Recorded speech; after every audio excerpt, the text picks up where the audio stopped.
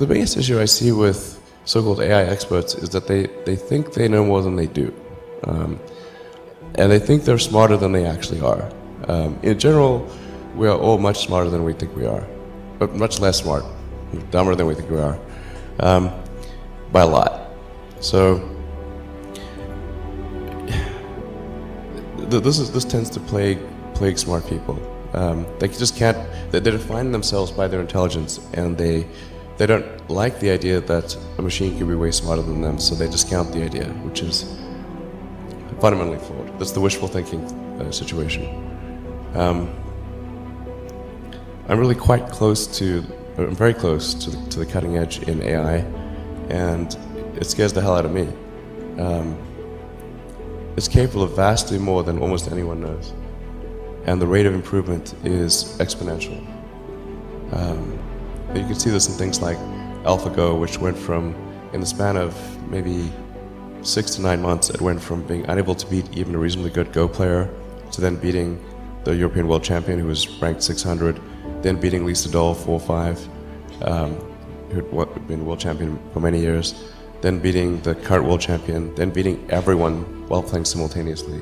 Then there was AlphaZero, which crushed AlphaGo 100-0.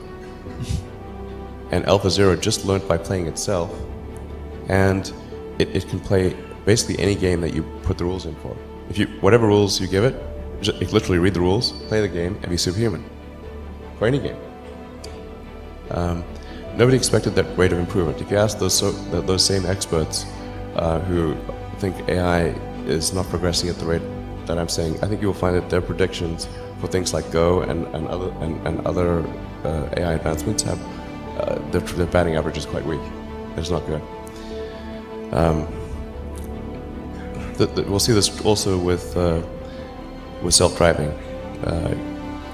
NHTSA did a study on Tesla's Autopilot version 1, which is relatively primitive, and found that it was a 45% reduction in highway accidents. And that's despite Autopilot 1 being just version 1. So the rate of improvement is really dramatic. I think that's the single biggest existential crisis that we face, and the most pressing one. I'm not normally an advocate of regulation and oversight. I mean, I think one should generally err on the side of minimizing those things. But this is a case where you have a very serious danger to the public. And therefore there needs to be a public body that has insight and then oversight to confirm that everyone is developing AI safely. This is extremely important. I think the danger of AI is much greater than the danger of nuclear warheads, by a lot. And nobody would suggest that we allow anyone to just build nuclear warheads if they want. That would be insane. And mark my words, AI is far more dangerous than nukes. Far. So why do we have no regulatory oversight? This is insane. I'm not really all that worried about the short-term stuff. Things that are... like narrow AI is not a species-level risk. It will result in dislocation, in lost jobs, and sort of better weaponry and that kind of thing. But it is not a fundamental species-level risk, whereas digital superintelligence is.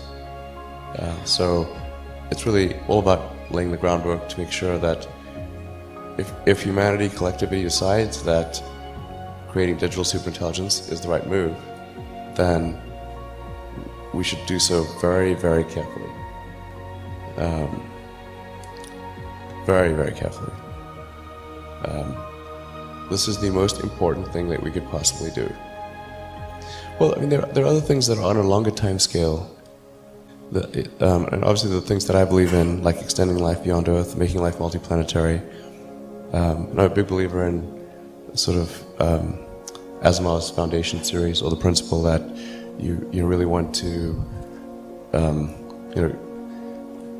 recommend reading the foundation series, but it's like if you know that there's likely to be, we don't know, but there's likely to be another Dark Ages, which it seems, my guess is there probably will be at some point.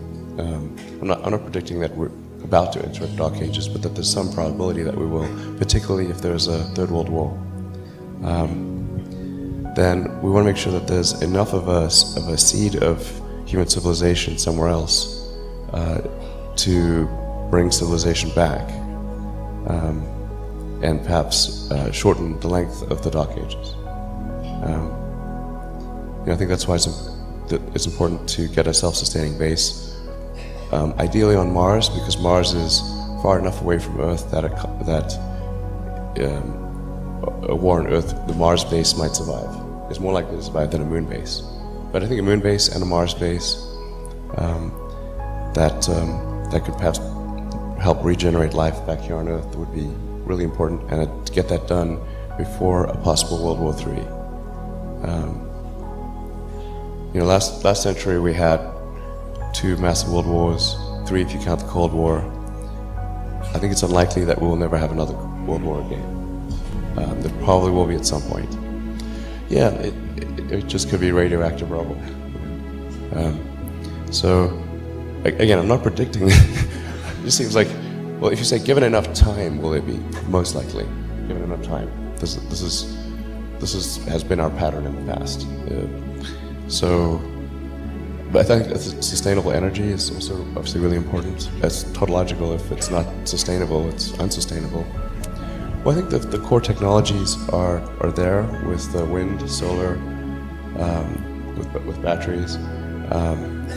The fundamental problem is that there's an unpriced externality in the cost of CO2. The market economics works very well if things are priced correctly, but when things are not priced correctly, and something that has a real cost has zero cost, then that's where you get distortions in the market that inhibit the progress of other technologies. So essentially anything that produces carbon, it puts carbon into the atmosphere, which includes rockets, by the way, so I'm not excluding rockets from this. There has to be a price, and that you can start off with a low price, but then that price, and then depending upon whether that price has any effect on the parts per million of CO2 in the atmosphere, you can adjust that price up or down. But in the absence of a price, we sort of pretend that digging trillions of tons of fossil fuels from deep under the earth and putting it into the atmosphere, we're pretending that has no probability of a bad outcome. And the entire scientific community is saying, obviously, it's going to have a bad outcome. Obviously, you're changing the chemical constituency of the atmosphere. So, so it's really up to people and governments to put a price on carbon, and then automatically the right thing happens. It's really straightforward. It sounds like I'm backtracking, but there's actually an argument that more carbon in the atmosphere is actually good, but up to a point. So we might actually arguably have been a little carbon starved. If you go back 200 years ago and say, okay, well, a few hundred years ago we had 280, 290 parts per million of carbon. We're probably a little carbon starved. Now we're about 400, just past 400 mark. I think somewhere in the 400s, probably okay. We don't have to worry about sequestering carbon or anything like that. But now, if this momentum keeps going, and we start going up to 600, 800, 1,000, 1,500, that's where things get really squirrely. The sheer momentum of the world's energy infrastructure is leading us in that direction. So it's just very important that the public and the governments push to ensure that the correct price of carbon is paid. That will be the thing that matters.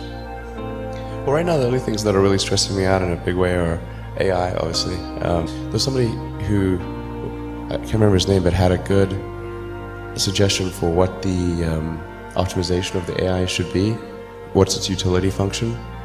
You have to be careful about this, because if you say maximize happiness, And the AI concludes that happiness is a function of dopamine and serotonin, so it captures all humans and injects your brain with large amounts of dopamine and serotonin. Like, okay, it's not what we meant. Well, I like the definition of, like, the AI should try to maximize the freedom of action of humanity. Maximize the freedom of action. Maximize freedom, essentially. I like that definition.